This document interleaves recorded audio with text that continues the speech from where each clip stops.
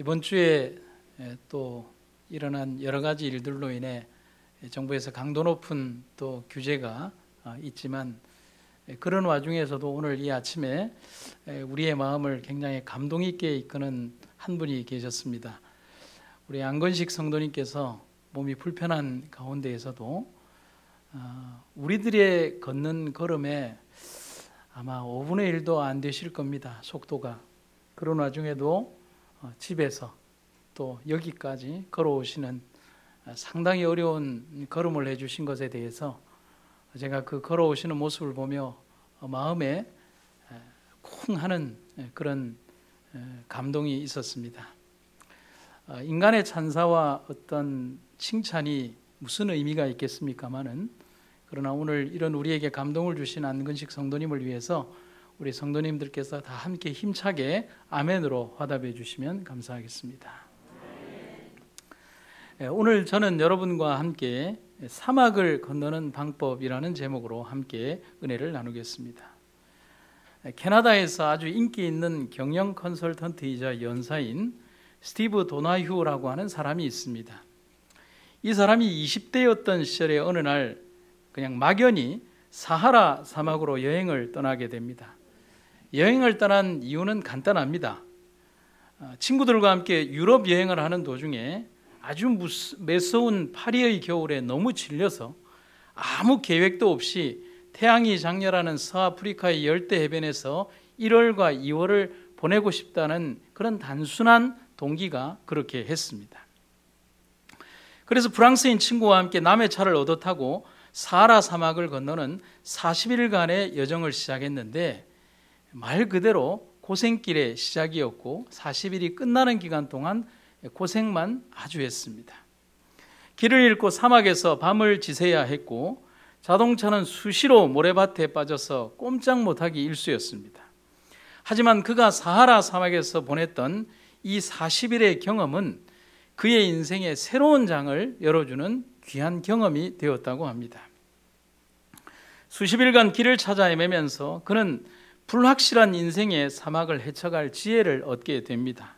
그래서 사하라 사막의 여행은 세계적 컨설턴트로서 독창적인 변화 관리 모델을 만들어내는데 결정적인 단초를 제공합니다. 그래서 이 컨설턴트의 스티븐 도나휴의 고객으로는 세계에서 가장 큰 통신회사라고 하는 AT&T와 그 다음에 IBM, 또 P&G, 아메리카은행, 그 다음에 베스트푸드, 몰슨 캐나다, 폭스바겐 캐나다, 뭐 이런 아주 세계의 저명한 회사들이 이 사람에게 경영 전문 컨설턴트를 의뢰하는 그런 사람이 되었습니다. 이 스티브 도나휴가 그의 인생의 경험을 토대로 남긴 책이 바로 이 책입니다. 사막을 건너는 6가지 방법. 이 저자의 말처럼 인생은 사막이라는 미지의 땅을 건너는 것과 같다고 할 수가 있습니다. 이 거대한 인생이라는 사막을 건널 수 있는 가장 지혜로운 방법은 무엇일까? 오늘 그것을 한번 생각해 보겠습니다. 그런데 저자인 스티브 도나휴는 사막을 건너는 6가지 방법을 이렇게 기록을 하고 있습니다. 지도를 따라가지 말고 나침반을 따라가라. 오아시스를 만날 때마다 쉬어가라. 모래에 갇히면 타이어에서 바람을 빼라. 혼자서 함께 여행을 하라. 캠프파이어에서 한 걸음 멀어져서 바라보라. 허상의 국경에서 멈추지 마라. 저는 오늘 이 6가지의 주제들 가운데에서 영적인 의미로 한 3가지 정도를 추려서 한번 생각을 해보도록 하겠습니다. 첫 번째, 지도를 따라가지 말고 무엇을 따라가라? 나침반을 따라가라고 권하고 있습니다. 끊임없이 모양이 변하는 모래사막에서는 지도가 아니라 나침반이 필요합니다. 사막에서는 지도나 안내서가 별다른 의미가 없습니다. 어떤 이가 사막에 대해서 쓴 글을 한번 읽어드리도록 하겠습니다. 사막은 바람에 따라 그때그때 지형이 바뀐다. 그래서 사막에서는 구체적인 지도는 유효하지 않을 수 있다. 대신 내가 가야 할 방향을 찾아줄 나침반이 필요하다. 인생도 시대와 환경에 따라 그때그때 흐름이 바뀐다. 그래서 인생을 살아갈 때는 생각이 유효하지 않을 수 있다. 대신 내가 믿고 따를 자신만의 방향이 필요하다. 사막이 변해도 나침판이 있으면 찾게 되고 시대가 변해도 나만의 방향이 있으면 찾게 된다. 참 의미 있는 글이라고 할 수가 있습니다. 사막이라고 하는 곳은 길이 없습니다. 하룻밤 지나면 없던 산이 생기고 또 자기가 지나왔던 길은 다 사라지는, 그래서 전혀 내일이라고 하는 시간을 알 수 없는 시계 제로의 상황이 사막이라고 하는 것입니다. 거기에서는 지도는 별다른 의미가 없죠. 그러나 정확한 정북을 가르쳐주고 또 동서남북을 가르쳐주는 나침판이 있다면 그가 가고자 하는 방향을 갈 수 있다라고 말하는 것입니다. 북극 탐험가인 벌드라고 하는 제독은 북극을 탐험하던 중이었습니다. 캠프에서 잠시 산책을 나왔는데 자기의 생각으로는 짧게 나왔다고 했는데 나중에 보니까 한 1km 이상을 걸어 나온 겁니다. 그런데 갑자기 불어닥친 눈보라로 그가 방향을 잃고 말았습니다. 문제는 나침판이 없는 상태에서 그가 나왔다는 거죠. 그의 손에 있었던 것은 뭐밖에 없었냐면 지팡이밖에 없었습니다. 어떻게 할 것인가? 그는 당황하거나 실망하지 않고 자기 지팡이를 자기가 서 있는 위치에서 땅에 이렇게 눈 속에 꽂았습니다. 그리고 그 지팡이를 기준으로 자기가 걸어왔다고 생각하는 것만큼 동으로 갔다가 캠프가 없으면 다시 지팡이로 그대로 돌아왔습니다. 다시 서쪽으로 또 그만큼 걸어갔다가 캠프가 보이지 않으면 또 돌아왔습니다. 또 남쪽으로 가기를 반복을 했습니다. 그렇게 자기 지팡이를 유일한 기준으로 해서 왔다가 갔다가 왔다가 갔다가 해서 결국 그는 캠프로 무사히 돌아오게 되었습니다. 여러분, 인생을 살아가며 실패하지 않는 가장 중요한 원리는 오늘 내 자신이 어디에 서 있는가를 아는 것이 가장 중요하다는 사실입니다. 여러분, 우리는 바로 그러한 관점에서 두려워할 필요가 없습니다. 하나님이 어디에 계시기 때문에요? 우리의 중심에 계시기 때문에 그렇다는 사실입니다. 하나님이 우리의 인도자가 되실 것이고 하나님의 거룩한 은혜가 우리에게 나침판이 되어줄 것이며 하나님이 오늘 우리의 위치에서 혼돈하거나 두렵지 않도록 우리를 이끌어 줄 것입니다. 세상이 아무리 안 좋게 흘러가고 코로나라고 하는 세상이 우리에게 범람을 하고 교회와 성도들에게 아주 어려움을 주지만, 그러나 우리의 마음속에 하나님의 말씀에 대한 그 믿음의 나침판이 있다면 우리는 결코 흔들리지 않는 믿음의 방향으로 정도를 향하여 걸어갈 것입니다. 인생을 살면서 종종 부딪히는 사막과 같은 현실에서 우리에게 필요한 것은 다름 아닌 방향 감각입니다. 내 자신을 안내해 줄 내부의 나침판이 분명히 필요하다는 사실입니다. 야고보 선지자는 이렇게 얘기를 합니다. 공동번역의 글을 보도록 하겠습니다. 또 배를 보십시오. 거센 바람의 힘으로 움직이는 크디 큰 배라도 아주 작은 키 하나로 조종이 됩니다. 그래서 키잡이는 자기가 원하는 방향으로 그 배를 마음대로 몰고 갈 수 있습니다. 오늘 우리에게 방향이란 얼마나 중요한가? 그것은 삶의 목적과 어려움 가운데서 닥칠지도 모르는 주어진 환경적 어려움보다도 잃어버린 방향이 우리들에게 더 큰 고통과 목적을 상실하게 만든다는 사실입니다. 여러분, 인생의 사막에서 혹은 실제적인 사막에서 나침판을 따라가야 되는 이유는 간단합니다. 길을 잃어버리지 않게 분명한 방향을 알려주기 때문입니다. 혹은 길을 잃어버렸다고 해도 가야 할 방향을 분명히 알려주기 때문에 그렇다는 사실입니다. 사막이 어떤 것이죠? 눈으로 볼 수 있는 모든 감각이 소용이 없어지고 어떤 것도 도움이 되지 않을 때 유일한 도움이 나침판입니다. 여러분, 사람의 눈이 얼마나 과학적이지 않으냐, 눈대중이 과학적이지 않으냐 그러면 여러분들이 벽에다가 이렇게 무언가를 걸려고 할 때 수평자 없이 한번 걸어보면 대번에 알 수 있습니다. 아주 정교하게 나는 정말 수평을 다해서 딱 걸었다라고 하지만 딱 붙이고 난 다음에 잠깐 내려와서 그 벽 전체와 내가 건 액자나 다른 것을 보면 비뚤어져 있습니다. 절대로 수평이 나오지 않습니다. 그러면 오늘을 사는 우리들에게 미지의 내일을 밝혀줄 나침판이 뭐라고 생각하십니까? 그것은 간단하죠. 성경입니다. 시편 119편 105절에서 다윗은 이렇게 말합니다. 주의 말씀은 내 발의 등이요 내 길의 빛이시니이다. 인생은 미로처럼 목적지를 찾아가기 힘든 아주 어려운 점이 너무 많습니다. 또한 사막처럼 지도나 안내서가 의미가 없습니다. 중요한 것은 뭐라고요? 방향입니다. 어차피 어제 생겼다가도 오늘 사라지는 것이 사막의 길입니다. 여러분, 똑같은 교실, 똑같은 환경, 똑같은 교복, 똑같은 시간에서 공부를 한다고 해서 거기에 있는 30명, 40명의 아이들의 진로가 전부 다 똑같은 길로 가지 않는다는 사실, 그게 인생이잖아요. 내 배에서 난 똑같은 자녀들이지만은 쌍둥이들 간에도 그들의 삶의 환경이 다릅니다. 그래서 이런 말이 있잖아요. 쌍둥이도 세대 차이가 난다고요. 삶이 그런 거예요. 정말 중요한 것은 방향입니다. 일관되게 한 곳을 가리키고 나아갈 바를 가르쳐주는 나침판이 절실히 필요하다는 사실입니다. 부조와 선지자에 있는 말씀입니다. 하나님의 말씀을 떠나서 뭔가를 설명하려는 사람들은 해도나 나침판 없이 미지의 태양에서 표류하고 있는 것이다. 가장 확실한 지성을 가진 사람들일지라도 그들의 연구가 하나님의 말씀으로 말미암아 지도받지 않으면 과학과 계시와의 관계를 추정함에 있어서 갈피를 못 잡게 된다.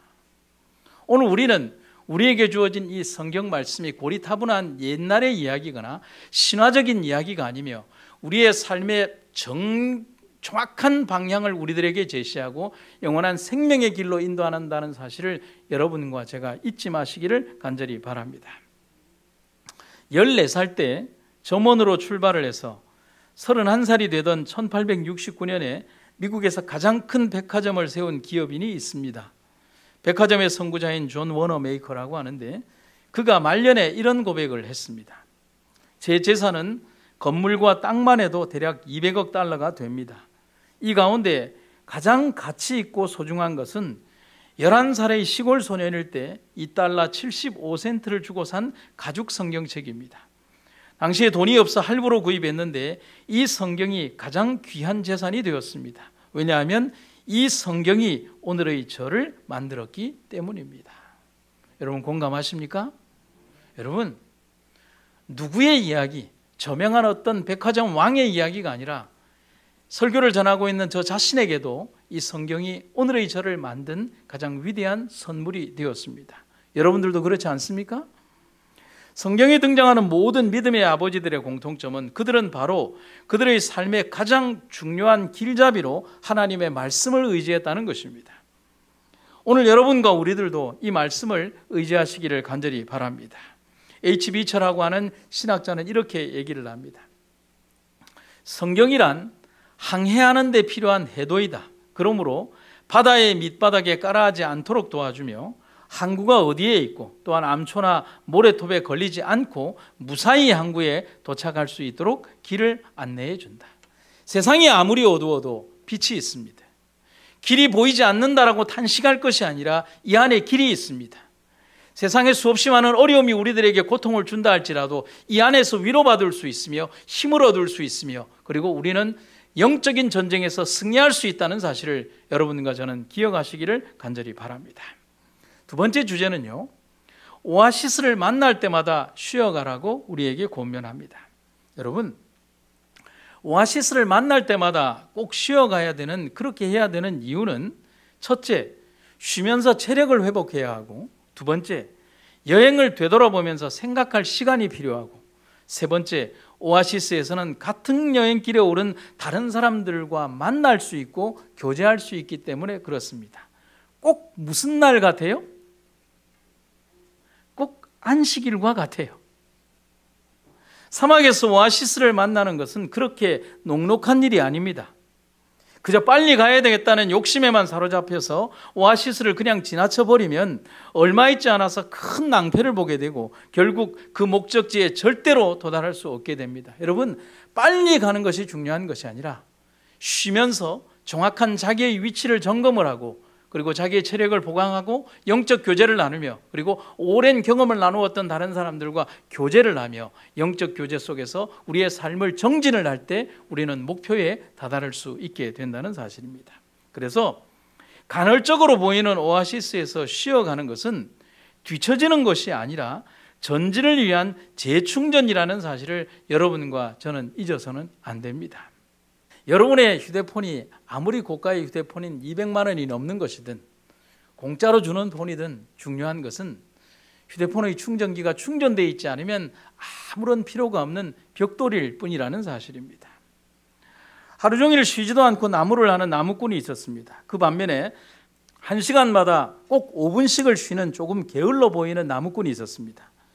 저녁이 되었을 때 두 나무꾼이 한 나무의 양은 아이러니하게도 5분간을 꼭꼭 쉬었던 나무꾼의 나무가 더 많았습니다. 화가 난 나무꾼이 도대체 뭐가 잘못된 거야 라고 말을 했습니다. 그때 5분을 꼭꼭 쉬었던 나무꾼이 이렇게 말을 합니다. 나는 쉬는 동안 도끼날을 갈았다네 라고 말을 했습니다. 쉰다는 것은 의미 없이 시간을 보내는 것과는 다릅니다. 그래서 우리가 말하죠. recreation. 한국말로 가장 잘 쓰는 말은 recreation이라고 하지 않고 뭐라고 그러죠?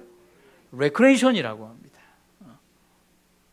뭐 이렇게 조개 껍질 묶어 뭐 하는 그게 그냥 recreation이라고 생각을 합니다. 여러분, 그런데 recreation은 재창조라는 뜻입니다. 굉장히 감동적인 단어예요. 단순히 웃고 떠들고 게임하는 의미 없는 시간의 보냄이 아닙니다. 대학생들 몇 명이 모여서 모닥불 피워놓고 노는 그것이 레크레이션이 아니에요.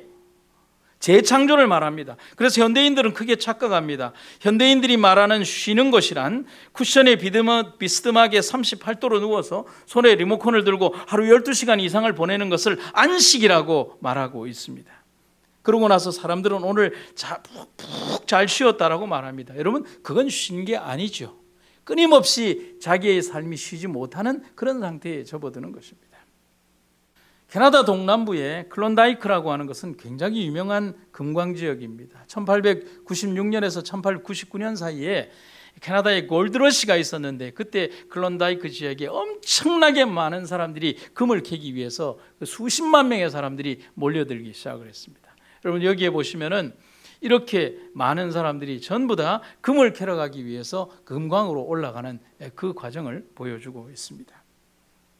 그런데 겨울이 지나고 한 토굴 속에서 몇 명의 사람들이 죽었고 다음과 같은 유서가 발견이 되었습니다. 금이 너무 많이 나와서 세월 가는 줄을 몰랐다. 여러분, 정말 그럴까요? 아마 그럴 거예요. 그냥 돌아서려고 하는데 금이 나오고 하면 얼마나 이걸 놓치고 싶지 않겠습니까? 그런데 이제 식량이 떨어졌다. 우리는 금덩이를 옆에 놓고 눈에 갇혀 죽어간다. 그들은 굴 속에서 자고 먹으면서 정신없이 금을 캤습니다. 이 정도면 됐다고 생각했을 때는 이미 겨울의 한복판에 와 있었습니다. 가장 마지막 식량의 빵 한 조각까지 먹고 난 이후에 그들은 더 이상 먹을 수 없는 환경에서 금덩어리를 옆에 두고 죽어갔다는 사실입니다. 평생을 쓰고도 남을 금덩이가 결국 이들을 죽음으로 몰고 간 것입니다. 가끔 굴 밖에 나와서 바람이라도 쐬었더라면 이런 죽음은 면했을 것입니다. 그래서 이 클론다이크 지역의 이 유서를 본 사람들이 이런 얘기를 합니다. 쉼을 모르는 삶은 그렇다라고 말입니다. 그런데 사람들은 쉼을 모릅니다. 쉬어야 하는 이유도 모릅니다. 여러분, 기억하십시오. 따라 하실까요? 쉰다는 것은 안식한다는 것입니다. 그 안식은 바로 성경 안에서 발견할 수 있고 성경은 안식이 바로 하나님 안에 있음을 말해주고 있다는 사실입니다. 아마 우리 이름들 가운데에서 가장 영적인 이름은 김안식일 거예요.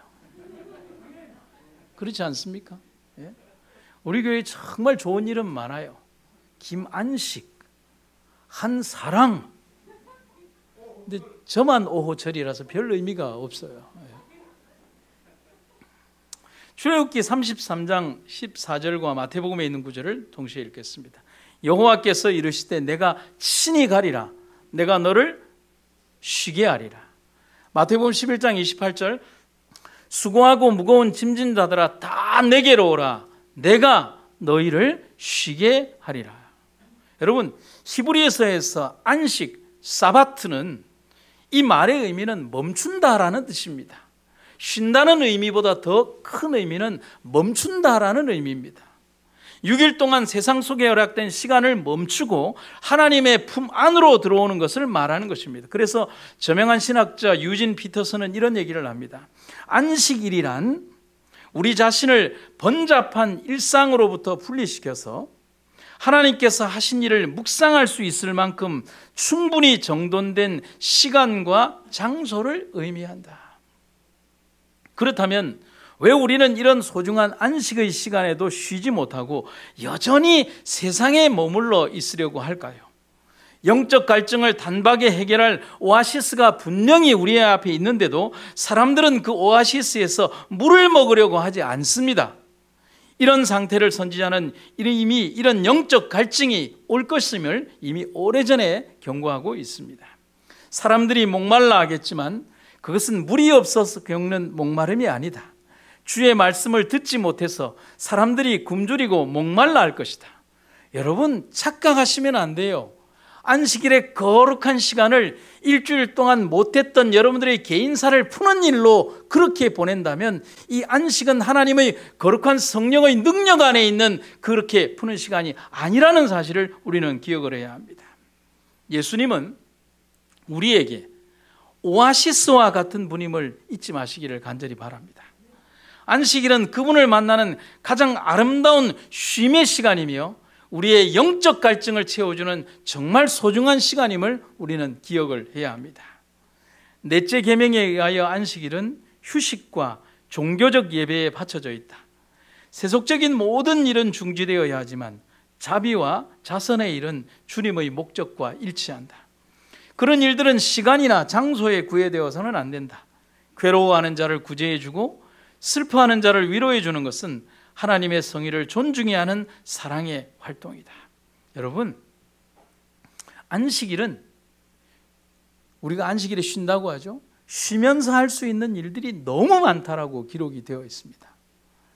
제가 전임지에서 있을 때 한 교회에서 거기에 치과의사 선생님들이 굉장히 많았습니다. 근데 이분들이 참 훌륭한 생각을 가지고 계셔서 이렇게 요즘은 뭐 치과에 돈이 없어 못 나오시는 분들이 많이 없지만 이제 요양원이나 정신지체 아이들이 있는 그런 곳에 있는 곳은 아이들이 치과에 갈 수가 없어서 이런 방문해주는 치과의사 선생님이 꼭 필요합니다. 그래서 이 한 5분의 치과의사 선생님들이 이동식 스캐닝 기계를 사고 그게 한 500만 원에서 1000만 원 하는데 그거를 자기들이 모아서 돈을 사고 그래서 한 달에 한 번 혹은 2달에 한 번씩 그런 요양원을 돌아다니면서 이제 치과 봉사를 하시는 거예요. 발치도 해주고 그 다음에 또 이렇게 스케링, 주로 스케링이 많죠. 그렇게 해주고 또 뭐 이런 여러 가지 떼움도 해주는 그런 일들을 합니다. 여러분, 그때 갈 때 제가 갑니다. 제가 뭘 할까요? 제가 정말 중요한 일을 합니다. 제가 발치를 할까요? 어휴, 큰일 납니다. 제가 스캐닝을 할까요? 아닙니다. 저는 환자를 붙들어주는 역할을 합니다. 이 대부분 이제 정신지체를 앓고 있는 아이들이 스캐닝을 하면 굉장히 몸을 요동을 떨고 그 다음에 움직이려고 하면 큰일 나기 때문에 그 아이를 붙들어줘야 되는데 그 아이를 잘 잡아주는 사람이 필요합니다. 처음에 저도 어떻게 할까를 잘 몰랐다가 제가 이렇게 가만히 고민을 하다가 보니까 아이를 잡을 수 있는 방법이 생각이 났어요. 그래서 의자에 앉힌 다음에 좀 얇지만 긴 이렇게 이불을 가지고 가서 그 친구를 이렇게 똘똘똘똘 쌉니다. 그리고 그 아이를 의자에 눕힌 다음에 제가 그 위에 누워서 이렇게 끌어안아 버립니다. 얼마나 값지고 행복한 일인지 모릅니다. 한번 따라해 보시겠습니까? 쉬면서 할 수 있는 일들은 너무 많습니다. 우리에게 쉼은 거룩하고 아름다운 영적 노동이 시작되는 시간입니다. 음악을 하는 사람은 음악으로, 의사인 사람들은 의사의 활동으로, 그리고 방문이 필요한 사람들은 방문의 활동으로, 도움이 필요한 사람들에게는 그 도움을 통하여 우리는 그런 거룩한 영적 노동이 안식의 시간에 이루어지는 것입니다. 그리고 개인적으로는 기도의 시간이나 찬양의 시간도 있는 것입니다. 하나님은 바로 그런 노동을 위하여 우리의 육체적이고 세속적인 활동을 멈추게 하는 것입니다. 거룩한 활동을 하게 하기 위하여 하나님의 거룩한 오아시스에서 우리의 쉼을 다시 하게 하고 영적 활동을 하게 만드는 것입니다. 그리고 세 번째는요, 모래에 빠지면 타이어에 바람을 빼라는 것입니다. 언젠가 양산의 한 국도에서 높이가 제한된 고가도로 아래를 대형 컨테이너 차량이 경고를 무시하고 막 달리다가 차가 그 아래 꽉 끼어버리는 사고가 발생을 했습니다. 다행히 다친 사람은 없었지만 이렇게 달리는 차가 고각에 딱 들어가게 되면 아무리 이렇게 레카차로 이렇게 당겨도 절대로 나오지 않습니다. 그래서 엄청나게 실갱이를 하는데 도저히 나오지 않으니까 그 현장에 있던 경험이 많은 한 현장 기사가 그런 얘기를 합니다. 아주 간단했습니다. 뭐를 빼라고요? 타이어 바람을 빼라고 했습니다. 그래서 현장에 있었던 이 소방대원들이 타이어의 바람을 얼마 정도 뺐냐면 쭉 빼서 한 30cm 정도를 딱 낮췄더니만 차가 덜컹하고 흔들리면서 레카차에서 나올 수가 있었습니다. 아주 간단했습니다. 타이어에 바람이 빠지면서 콘크리트 벽에 박힌 못처럼 요지부동을 하지 않던 차에 흔들림이 왔습니다. 뭐만 뺐을 뿐인데? 바람만 뺐을 뿐인데. 여러분, 사막의 교통수단은 낙타입니다. 이유는 크게 두 가지 정도인데, 오랜 시간 동안 물을 먹지 않아도 견디기 때문이고, 발이 빠지지 않을 만큼 넓고 평평한 발바닥을 가졌고, 또 모래가 올라온다라도 쑥쑥쑥쑥 잘 빠져나가게 되어 있습니다. 여러분, 사막은 아스팔트 도로가 아닙니다. 그냥 모래가 쌓인 곳입니다. 차가 한번 빠지면 절대로 헤어나기가 쉽지 않습니다. 이때 나올 수 있는 방법은 과감하게 타이어에 바람을 빼는 것입니다. 역설적으로 보이지만 공기를 빼면 타이어가 평평해지면서 바퀴 표면의 바닥이 넓어지기 때문에 모래 구덩이에서 빠져나올 수가 있습니다. 더 많은 접지면이 생기고 딱딱하지 않은 모래와의 마찰력이 높아지면서 빠져나올 수가 있다는 사실입니다. 인생이라는 길을 걸어가다 보면 자신감이나 교만보다는 더욱더 많이 필요한 것이 겸손함이라는 사실을 우리는 배워야 합니다. 서양의 격언에는 이런 말이 있습니다. 명성의 언덕에 오르기 위해 무명의 골짜기 밑을 통과해야 한다. 사랑하는 여러분, 여기에 있는 몇십 명 안팎의 사람들보다 높아봐야 그게 무슨 의미가 있겠습니까? 내가 저 사람보다 믿음이 있어 보인다라고 하는 것이 무슨 의미가 있겠습니까? 내가 내 자존심을 세운다고 하는 것이 그리스도 안에서 무슨 의미가 있겠습니까? 주님은 죽기까지 낮아지신 그런 모습으로 이 땅에 오셔서 그의 허리에 수건을 차고 때 묻은 제자들의 발을 씻기면서 종들도 하기를 꺼려하는 냄새나는 제자들의 발을 씻기기 위하여 그렇게 살았는데, 우리는 머리를 꼿꼿이 세우고 누군가의 위에 있기를 원한다면 우리는 과연 예수를 믿는 것인지 나를 믿는 것인지를 생각해 보아야 하는 것입니다. 성경이 말합니다. 겸손과 여호와를 경외함의 보상은 재물과 영광과 생명이니라. 사람이 교만하면 낮아지겠고 마음이 겸손하면 영예를 얻으리라. 아멘. 겸손하다는 것은 남을 존중한다는 것을 말합니다. 겸손하다는 것은 다른 사람을 배려하고 아낄 줄 알고 약한 사람을 돕는다는 것을 말합니다. 그리고 겸손하다는 것은 거짓말을 하지 않는다는 것을 말하고 내면에 강함을 가졌다는 것을 말합니다. 정말 강한 사람이 겸손한 사람임을 잊지 마시기를 간절히 바랍니다. 한 30년 전 제가 인턴 전도사로 있을 때였습니다. 그때 교회에 아주 열심인 집사님들이 그 교회에 좀 많았습니다. 방문도 열심이고 교회 활동도 아주 열심인 집사님들 중에 더 뛰어난 분이 있었습니다. 그런데 그 집사님은 굉장히 부유했지만 항상 근검절약하셨고 집에서도 고가의 그릇이나 유명 제품들이나 그리고 유명한 메이커의 옷은 아주 사용을 하시지 않고 사지도 않았습니다. 언젠가 한 번은 집에 가서 식사를 했는데 그릇이 전부 다 일회용 그릇을 재활용해서 쓰고 계셨습니다. 하지만 하나님과 교회에는 한없이 아낌없이 헌신하는 그런 집사님이었습니다. 어느 날 교회에 구도자 겸 초신자로 한 중년의 여자분이 오셨는데 치장한 모습이 아주 휘황찬란했습니다.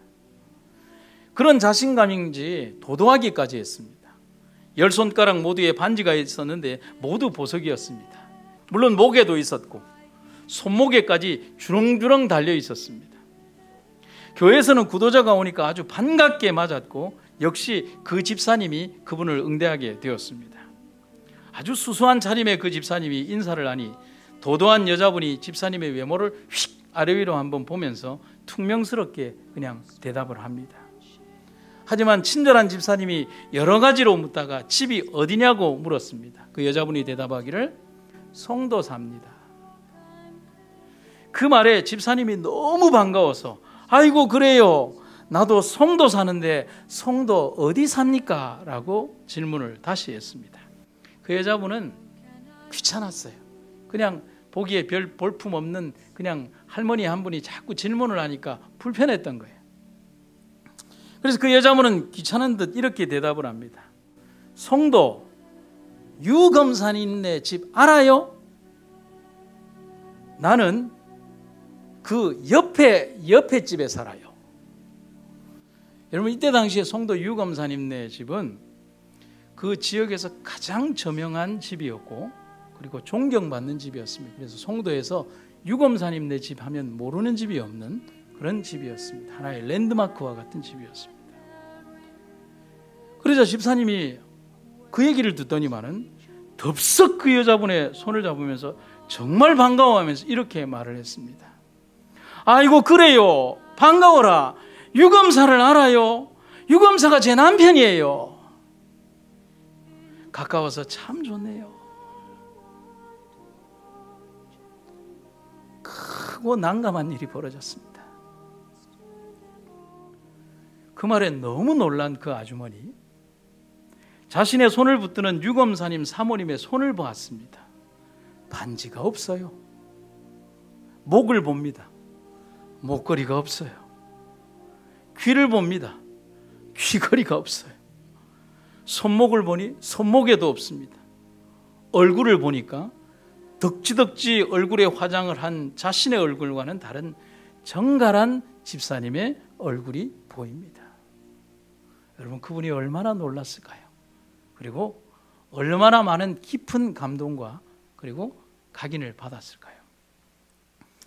그렇게 존경을 하던 분의 사모님이 보여준 소박함과 겸손함의 모습을 보며 얼마나 놀랐겠습니까? 그리고 그런 하나님의 사랑과 강력함이 겸손함 속에 얼마나 크게 와 닿았겠습니까? 저는 30년의 세월이 지났지만 지금도 그분의 겸손함이 바로 느껴집니다. 여러분, 겸손은 바로 그런 모습입니다. 톨스토이의 말을 인용해 드립니다. 겸손한 사람보다 힘이 강한 사람은 없다.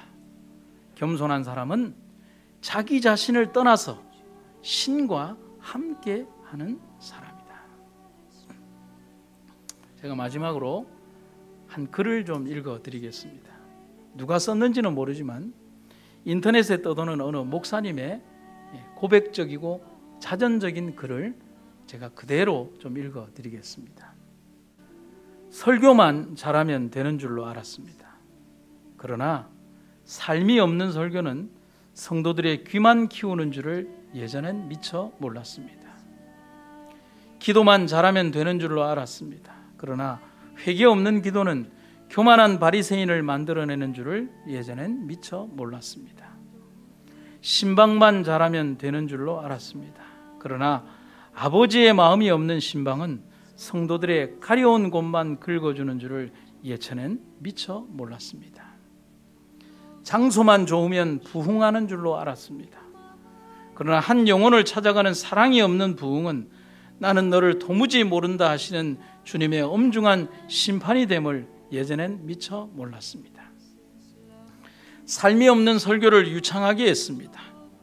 회개 없는 기도를 날마다 중언부언했습니다. 아버지 마음이 없는 신방을 열심히 했습니다. 한 영혼이 귀한 줄 모르는 부흥을 얼마나 원했는지 모릅니다. 설교보다 더 귀한 건 내가 부서지는 삶이었습니다. 기도보다 더 귀한 건 내가 깨어지는 삶이었습니다. 신방보다 더 귀한 건 내가 아버지의 마음을 품는 것이었습니다. 부흥보다 더 귀한 건 내가 한 영혼을 찾아가는 주님의 발걸음이었습니다. 사랑하는 성도 여러분, 우리네 인생은 길 없는 사막을 건너는 것과 같습니다. 여러분에게 또 제게 놓여진 길이 그렇다는 것입니다. 우리가 가는 길을 미리 그려놓은 지도는 없습니다. 아이들을 키우면서 어떤 일을 겪게 될지, 중년이 되면 어떤 일들이 기다리고 있을지, 나이가 들면 어떤 노후가 기다리고 있을지 미리 알 수 있을까요? 지금 하고 있는 일이 내게 맞지 않는다는 것을 늦게 깨닫는다면, 갑자기 내가 암 진단을 받는다면, 결혼 생활에 갑자기 이별이 찾아온다면 어떤 지침과 어떤 가이드와 어떤 매뉴얼을 따라 나는 헤쳐나가야 할까요? 그러나 지도가 없다고 해서 내 삶의 여행을 포기할 수는 없습니다. 살다 보면 길을 잃을 때도 있고 오도 가도 못하는 상황에 빠지기도 하고요, 신기루를 쫓기도 합니다. 그리고 우리의 여행은 끝이 없는 것처럼 느껴집니다. 바로 사막에서처럼 말입니다. 목표 달성에만 매달려 인생을 살아간다면 도착하는 것만이 중요한 것이 되어버립니다. 우리 안에 있는 나침판은 우리가 여행을 하는 매 순간 가장 중요한 것을 놓치지 않도록 이끌어 줄 것입니다. 여러분, 어디로 가십니까? 길이 보이는가라는 질문에 대해서 이 하나님께서 우리에게 주신 이 나침판만은 꼭 가지고 가기를 간절히 바랍니다. 지금 우리에게 때로는 불필요한 듯 보여도 인생의 길에서 우리들은 분명히 하나님의 존재를 찾게 될 것입니다. 왜요? 우리의 주님께서 여기에 길을 만들어 놓으셨으니까요. 슬기롭게 인생의 사막을 건너는 여러분과 제가 되기를 간절히 바랍니다. 삶의 어렵고 힘든 대쟁투의 여정을, 사막과 같은 여정을 구름기둥과 불기둥으로 인도하시는 하나님과 함께 걸어가는 우리가 되기를 간절히 바랍니다. 하나님이 함께 하실 것입니다. 성경이 뭐라고 약속을 하십니까?